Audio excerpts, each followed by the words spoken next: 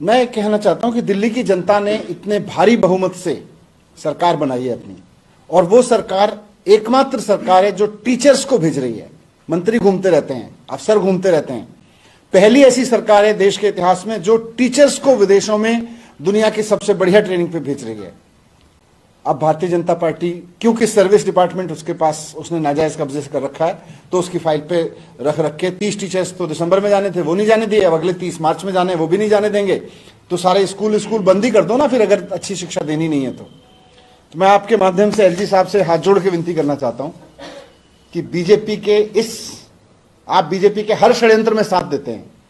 आप बीजेपी का इस षड्यंत्र में साथ मत दीजिए कि दिल्ली की एजुकेशन को बर्बाद करना है।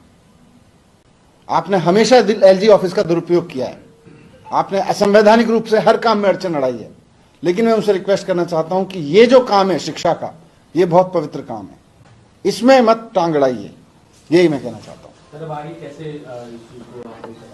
नहीं भेजेंगे उनके पास फाइल, फिर से भेजेंगे इसको। उनसे रिक्वेस्ट करेंगे कि आपको दिल्ली के गरीब लोगों से क्या दुश्मनी है? आप भी तो दिल्ली के एलजी हैं। दिल्ली के लोगों को अगर अच्छी सरकारी स्कूल में शिक्षा मिल रही है तो आप उसको बर्बाद क्यों करना चाहते हैं? तो अभी लेटेस्ट वाला जो पता नहीं कॉस्ट बेनिफिट वाला अभी लेटेस्ट क्या है, इसके चलते रुका हुआ है मामला। मना एक तरह से मना ही है ना कि आप इसका कॉस्ट बेनिफिट एनालिसिस कराइए और देश में ही देखिए, देश में करा लीजिए। इसमें मैं पढ़ के सुना देता हूं जो एलजी साहब ने लिख के दिया अभी लेटेस्ट।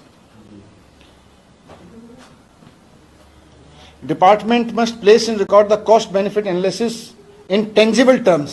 अब ये टेंजिबल टर्म्स में क्या होता है जी? एक टीचर पे मान लो 1 लाख रुपए खर्च हो रहा है, ट्रेनिंग पे 1.5 लाख रुपए खर्च हो। टेंजिबल टर्म्स में क्या बताओगे जी? 2 लाख रुपए का फायदा हो गया। दूसरा, to ensure optimum utilization of resources it is essential to examine and identify similarly place train in programs in the institutes of excellence within the country. आप देश में ही इंस्टीट्यूट ढूंढ के उसमें ट्रेनिंग करा लीजिए। तो ये तो एक तरह से मना करने वाली बात है ना।